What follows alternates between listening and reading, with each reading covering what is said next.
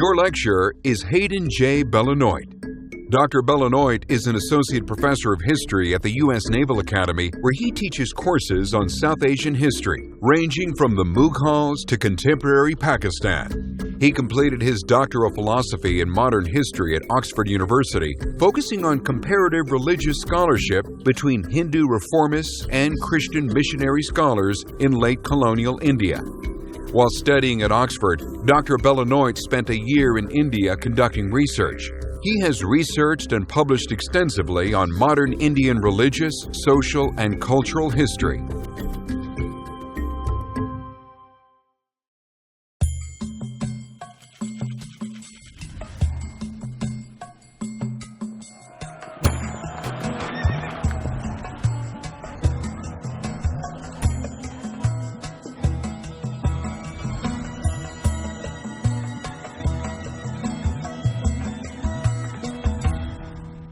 India, one of the world's oldest civilizations. India has given humanity the fraction, decimals, the process of woven cloth for clothing, and one of its best-known figures, Gandhi. Yet between the mid-1700s and 1947, this great civilization fell to the rule of a seemingly insignificant foggy island off the northwestern Eurasian landmass. But British rule profoundly affected India's religious traditions, society, and indeed languages spoken. It was the single most valuable colony for any empire in history. So there's a lot to cover in this course. And because it's a region of the world with which most people aren't familiar, we're going to spend this first lecture covering some basics about religion and society. This is so we can hit the treadmill running, so to speak. So think of this lecture as India 101. We're going to look at two major themes here. First, we're going to examine Hinduism, looking at its basic structure and how it emerged over hundreds, thousands of years. And secondly, we'll look at the traditions of caste and how families and societies function in India. When we step back, the broader lesson from this lecture is for us to understand how Indian society functions, what Hinduism and caste are, and the impact of Islamic rule in India before the British arrived there. The story we're going to tell is, of course, a very modern one. It's about the impact of British colonial rule. Yet it's also about the adaptability and resilience of Indian society and India's cultural, religious, and spiritual traditions. It's indeed a history of which every Indian should be very proud. Let's first turn to some of the major geographic regions of India, and we'll go through each one. Now, when studying any new, unfamiliar part of the world, knowing the lay of the land is a great way to understand a region's history, culture, and beliefs. First is the Gangetic Plain. Located in North India, it's one of the most fertile regions of the Indian subcontinent. It takes its name from the Ganges River, also known as the Ganga, which descends from the Himalayan mountains. It's one of the most fertile regions of India in terms of harvest and crop yields. Moving eastward, we're brought to the Bay of Bengal and the Bengal regions. With its vast network of marsh waterways, it's long been a center of maritime commerce and exchange, with strong links to Southeast Asia and indeed the broader commercial maritime world. It's perhaps no surprise that this was the first region of India to fall to British rule. Let's now move to the south, to the Deccan Plateau. This plateau covers the southern torso of the Indian subcontinent. Though verdant in some regions, it is mostly dry and harsh. Its mountains and riverways have actually historically prevented outsiders from fully militarily conquering it from the north. Moving up to the western coast of India, we get to the Thar Desert near the current Indian-Pakistani border. It looks more like a scene from Arabia with camels, but the people and customs are decidedly Indian. Moving up along the western parts of India, we get to the Indus River region, which consists itself of two subregions. The first is Sindh, at the southern mouth of the Indus River. Second, and farther north, is the Punjab, which comes from the Persian for 5 waters, referring to the 5 tributaries from the Himalayas that enter into the Indus River, which then empties into the Arabian Sea. Moving farther northwest, we get to the famed Khyber Pass, a narrow transit route through mountains which straddle the border between modern Afghanistan and Pakistan. The Khyber Pass traditionally has been the transit route for invaders, Muslim sultans, the Mughals, and Akbar. It was the key link between India and the Islamic Middle East. Now that we've gotten a lay of the land, let's move on to an overview of Hinduism. Hinduism is one of the world's great religious traditions. But it's difficult to define exactly what Hinduism is. I could teach a whole course on Hinduism, but for the purposes of this course, we're going to have to do a more condensed version. Hinduism is a religion, philosophy, and cosmology, all rolled into one. It's as much a way of life as it is a religious system. Unlike the three Abrahamic religions of Christianity, Judaism, and Islam, Hinduism has no single founder.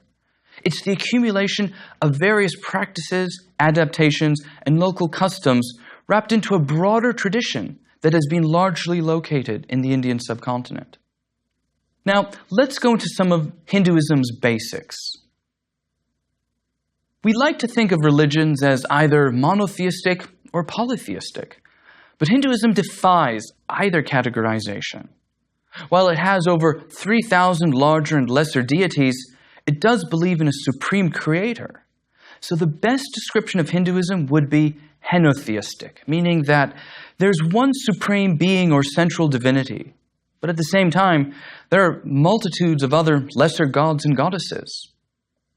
The understanding is that since humans are limited in their perception of the cosmos and the divine, different people who have different ethnicities, cultures, and views will all see God in very different ways. There's an old allegory that since humans are all limited in what we can understand about the divine, we're all blindfolded. And if we're reaching for the same elephant, for example, we're going to see it and feel it differently. For example, if you touch the whiskers, you might think that the divine is gentle. If you get hit by the elephant's heel, you'll think God's vengeful. If you happen to end up next to the elephant's poo, well, you might be a cynical nihilist. The allegory is used to illustrate how Hinduism views revelation and truth in religion. It generally accepts that all paths go to the same end, that is God. This logically, to Hinduism, explains the diversity of the world's religions. Or, as an old saying goes, God is one, but wise people know him by many names. Now, Hinduism is as much a religion as it is a philosophy. And this is unlike Judaism, Christianity, and Islam, which have traditionally separated religion and faith from philosophy and metaphysics. But in Hinduism, religion and philosophy are not separated. They are one and the same. So, partially because of this, Hinduism has no real set of rules or doctrine. It's not about faith and confession. It has no central textual source of adjudication. It usually doesn't say, you can't do this, you can't do that.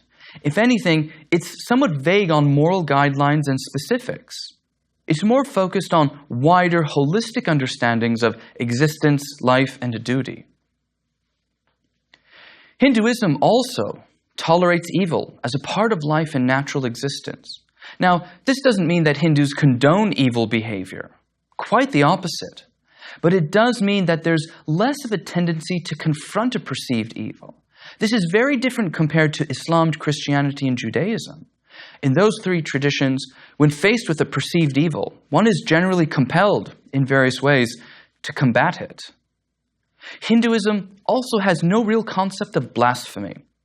It has no dichotomy between the sacred and the profane. But this doesn't mean that Hindus don't respect religious rite and ritual and sensitivities. There's just no doctrinal altar of punishment. But Hinduism does have ancient traditions and texts. The main one is called the Rig Veda. Composed between roughly 2000 and 1500 BC, it's a collection of hymns in Sanskrit, the oldest of the Indo-European languages.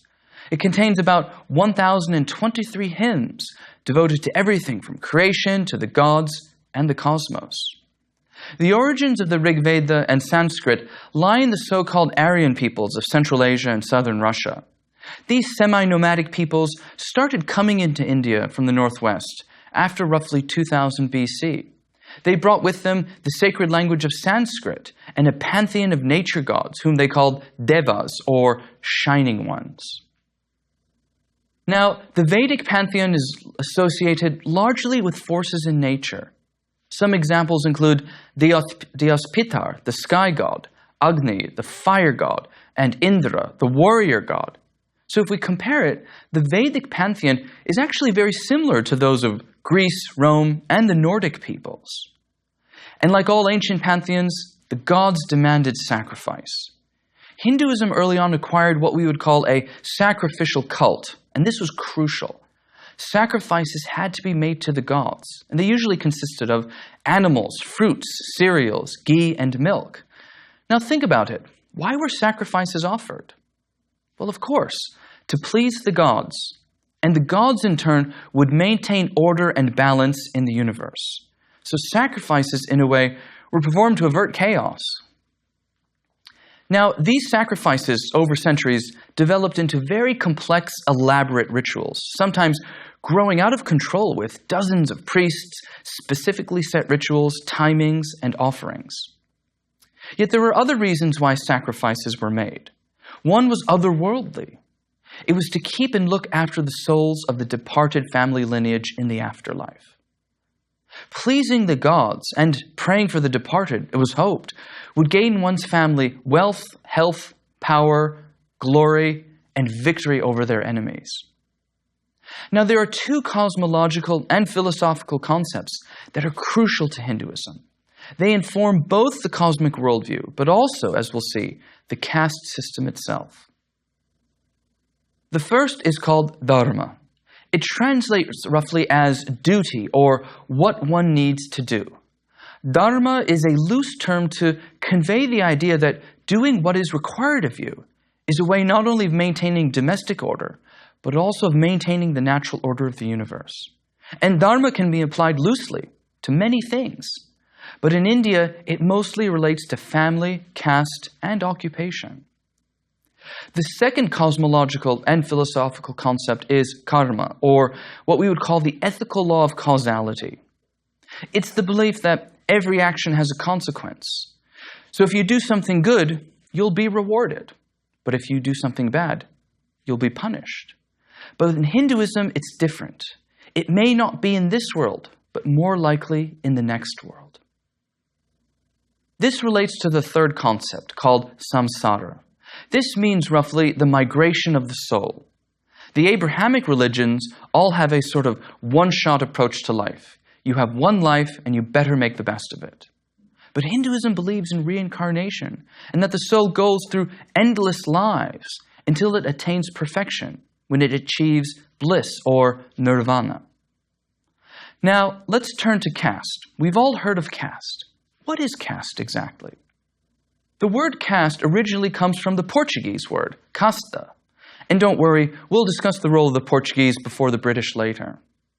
There's no equivalent for this word in any Indian language. But the term which best captures what Westerners think of caste is the Sanskrit word varna. Varna is what we call the fourfold division of Indian society, which itself is based upon the early passages in the Rig Veda. The universe is divided into 4 parts. First are Brahmins, associated with the head and with speech. They are the priestly caste, who are literate and whose duty it is to keep the sacred knowledge of the Vedas in Sanskrit. They are considered the most ritually and physically pure. Next are Kshatriyas, or the arms. They are the warriors and rulers, whose duty it is to fight, protect, and administer the day-to-day orders of humankind. Third are the Vaishyas, or the thighs. They are the traders and merchants of society, whose duty it is to keep the material aspects of life flowing and in regular order. Last are the Sudras, or the feet. They are the servant class, whose duty it is to clean, prune, remove waste, and do menial, often unskilled labor.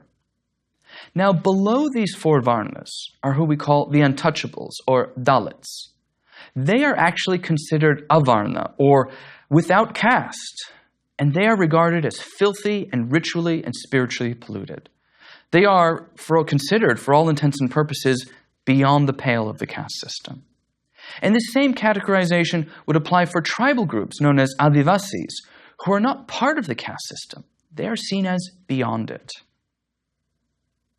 Now, this whole hierarchy is based upon the notion of ritual purity and pollution.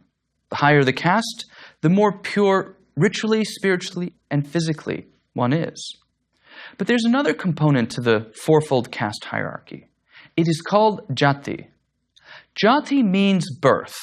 It's a subdivision in a way within each fourfold Varna caste. It also means family. It can refer to region and occupation within a Varna category. In fact, this is the most referenced marker of caste identity in India historically. So, for example, there are Saraswat Brahmins who trace their heritage from the Saraswati River. And there are also Chitpavan Brahmins, whose jati name means pure of mind. Some jatis within a Varna are more respected than others, and unsurprisingly, some see themselves as better than others in their Varna peers. Now, let's bring karma and dharma back into our discussion. Both karma and dharma, in a way, provide cosmological incentives for caste as a whole hierarchy. I mean, think about it. What might happen if you don't perform your dharma? Say, as a Brahmin, you marry an untouchable. In this world, you dishonor your family and its ancestry. And you might be punished in this life and the next. Karma and dharma act as cosmological incentives for the caste system. Bad behavior means demotion in the system. If you do poorly, you may be reborn as a lower caste, or worse, a slug. But proper dharma can lead to a life as a Brahmin or even a king. And this whole incentivized system informs a general Indian adherence to some form of non-violence or ahimsa, which we will later see Gandhi adopted to battle the British. Since the soul migrates, the soul can end up going up or down. The higher up you go, the closer you get to attaining nirvana or bliss. But going down means you get thrown down the ladder. And getting thrown down the ladder means a fly could be, in theory, your uncle. You never know. So in theory, but not always in practice, as we'll see, Hinduism is somewhat averse to the taking of life, the needless taking of life. But again, this is in theory. As we know and we'll see, Hindus are not explicitly prohibited from taking life. So a lot of caste is about family honor and the honor of one's ancestors. Let's now turn to these caste families and see how they were internally organized. Indian families are kind of like mini corporations. The Indian family is, in theory, organized like a company, but only for ownership of property and land. Most Indian families were extended with 3 generations or more, and the eldest male is the equivalent of the CEO. Now, there are major gender differences within families. Males traditionally are the shareholders. Women are not. Males get property inherited in equal shares, but women don't. So this is kind of like a gendered partition of inheritance. So the Indian family is undoubtedly patriarchal, but it has limits. The eldest male's authority is not unlimited. Unlike in Western Europe, where the eldest male was usually the sole inheritor of land and property, in India the property was often divided. This meant that internal family feuds over who would get daddy's wealth rarely happened. Eldest males couldn't write wills to choose favorites, so their seeming dominance of the family was, in fact, much more tempered than compared to Europe historically. But the dominance of males in the family is really still seen in marriage. Here, females are given as gifts to a groom's family. Males remain members of their original family. It might seem symbolic, but it carries a lot of substantial difference. Indian women are seen to have a different kind of wealth. Since women don't have rights to land, they have other forms of wealth that become exchange at a marriage. Saris, clothing, gold, jewelry, utensils. So you can see property in India and even Hindu traditions are strongly gendered. Even cattle could be part of the marriage dowry. Now, cattle were sometimes worth more than gold. In these early days, in fact, they were so valuable that one Sanskrit word for warfare is gavishti, or the desire for cattle. For families, cattle were the most guarded animals and the ultimate stock of wealth. Now, to our modern ears, we might say, why? What can cattle provide? Well, think about it. Labor and a whole multitude of dairy products, like cheese, milk, and yogurt. All very good for you. Now, there's a reason why cattle became so crucial to Indian families and eventually broader Hindu traditions. Horses are not native to India. As the North Aryan peoples settled further into India, they found that the climate could not support the indigenous raising of horses. So rather than import horses from Central Asia, over centuries they discarded them and settled into lifestyles revolving around cattle. And this is the distant origin of India's reverence for cattle today. So think about it, back to marriage. What's the purpose of marriage? Simple. To continue the male's family lineage through time.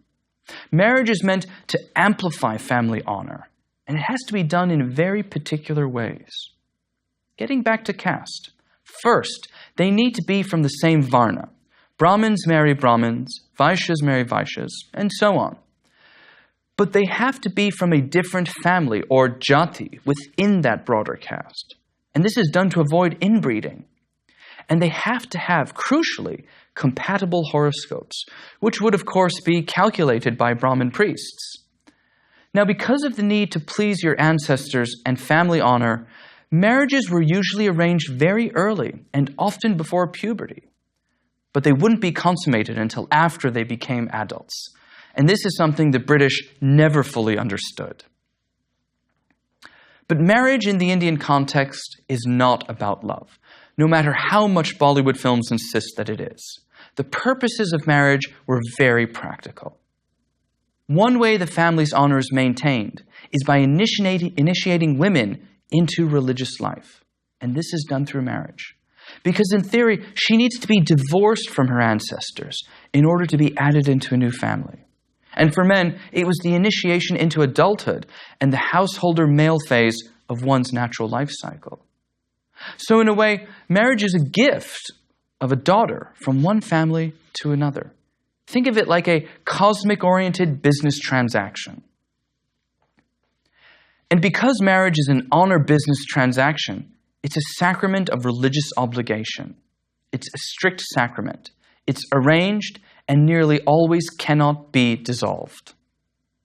So as we've seen, family, marriage, ancestor worship, caste, karma, and dharma are all interrelated, and they really help us to understand how complex Hinduism is, not just as a philosophy, but also as a social tradition and a regular way of life. But it's important to stress that what we've covered is very much a high caste, Aryan era, and Brahmanical ideal. And not everyone in India fits this bill. Hinduism does contain deviations from this North Indian Vedic Aryan norm. And these counterpoints and regional differences would all become part of Hinduism, even if, to outsiders, it seemed inherently contradictory. One example would be if we look at low-caste families. Since low-caste families have always had less property and wealth, their families tended to lean towards the more one-generation or nuclear model, and with maybe 2 generations living together at most. If we go to the southern parts of India, families here historically tended to be slightly more matrilineal. And here, mothers and daughters were the real shareholders. Men were not betrothed, but lived with their own families. They visited their wives rather than residing with them. And royal South Indian wives often had multiple husbands. In fact, the symbol of a lover visiting an Indian royal wife was that the lover left his shield outside as a notice to others to stay away. And South Indian marriage patterns were also different from the North in other ways. In the North, first cousins were forbidden from marrying. But not in the South. It was allowed. And this was crucial because not only did it lessen the distinction between the bride's and the groom's families, but it allowed alliances between families to be perpetuated for longer over generations. There were also different marriage patterns when it came to religion. With the arrival of Islam after the 11th century, Islamic and Middle Eastern marriage patterns were kind of, in a way, injected and adopted into Indian tradition. This meant, in this tradition, there was a preference for patrilineal first cousins when arranging marriage. So in a way, this was more like South Indian traditions, but it was very different from the Vedic Aryan North. Now, when it comes to Indian Muslims, even they have adopted a modified version of caste. But it's not rooted in the concepts of dharma and the karma. It's not cosmological. It's largely based upon descent and claimed descent. Effectively, the way it works is like this. As an Indian Muslim, the more foreign lineage you can claim and display, the higher you're generally seen. So generally, Sayyids are higher because they claim descent from the Prophet Muhammad himself. Sheikhs also claim Arab lineage, usually from some of the foreign conquerors of India over past centuries. Ansaris are those who came from outside India and are usually considered clean and noble, and more so than indigenous Indian converts to Islam. Many have claimed to be those who helped the Prophet and Muslim conquerors of India. And there's a real Iranian and Persian residue too. Some very elite Muslim families trace their lineage to Persia, and their giveaway is in their last names, Shirazi, Esfahani, and Tabrizi. Before his grandfather moved back to Iran in the 1830s, Ayatollah Khomeini of Iran, his family had lived in India for 2 centuries. In fact, his pen name was Syed Hindi, or the Syed from India. Now, given what we know about caste, which Hindus do you think were most likely to convert to Islam over the centuries? That's right, the low castes and untouchables. Aside from this caste heritage and hierarchy, most Indian Muslims today, probably between 70 and 80% of them in South Asia, can trace their lineage, if they wanted to being originally from untouchables and low caste Hindu families. Why? Islam offered them a theoretical egalitarianism and a way to escape pernicious caste discrimination.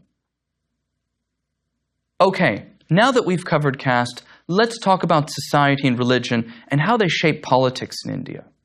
Indian empires were historically based upon intercepting surplus grains as revenue, taxing revenue. This was no different with the British after the 1750s. The agrarian wealth of India paid for administrations and armies. So rulers were always dependent upon the peasants and indeed the monsoon for their revenues.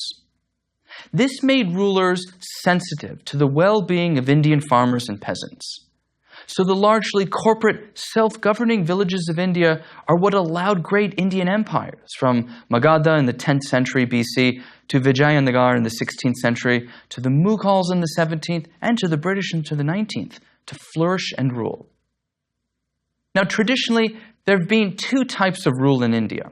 The first was Rajya, or royal kingship. Now, Brahmins have traditionally preferred kingship.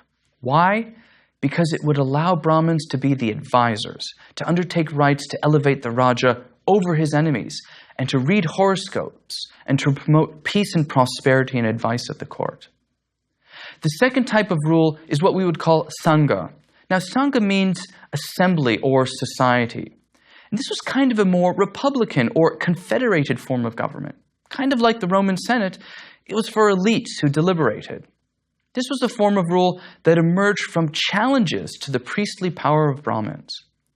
And it emerged in areas where the challenge to Brahmin spiritual dominance was most profound, namely Eastern India. It was no coincidence, therefore, that Buddhism emerged in the regions of India where Sangha forms of rule were somewhat more pronounced.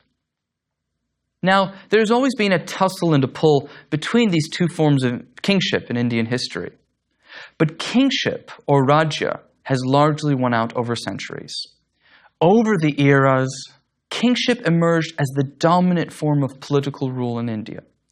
And Indian kingship traditionally was benign, much more so than its equivalent in medieval Europe. In India, it never approached the levels of absolutism that we saw in 17th and 18th century Europe, because it was tempered by Brahmins and, crucially, the realities of the monsoon season. Plus, remember, caste and family units were like small corporations. Indian society would carry on whether the king was there or not. So as a result, rajas, or kings, styled themselves kind of as paternal protectors of their people. In India, kingship did not always equate with exploitation. Now, when Muslim rulers came to India, they obviously didn't need Brahmanical affirmation of their sovereignty. It came through conquest, and the Sultan was answerable, in theory, only to Allah. But Muslim rulers largely followed the patterns of kingship laid down by Indian tradition. Okay, so we've covered a great deal already. Let's stop for a moment and kind of recap what we've discussed. We've looked at Hinduism, its basic structure, its gods, and its cosmological precepts of karma, dharma, and samsara. We've seen how the traditions of caste, marriage, and family are all bound up with paying homage to the family's ancestors. And we've looked at how dharma and karma and forms of political rule were all shaped by these. In all, we saw how Hinduism was not so much a strict singular religion as it was the accumulation of various social, religious, and cosmological traditions over centuries. One major change we'll see in this course, in fact, is how British rule helped to make Hinduism more of a monolithic, uniform religion than it ever was in history. So we now have a base understanding of caste, Hinduism, and Indian society. And what we're going to see in this course is how these broader aspects of India and the lives of millions of its inhabitants were affected by the experience of rule from a far-off, seemingly insignificant island off the coast of northwestern Europe.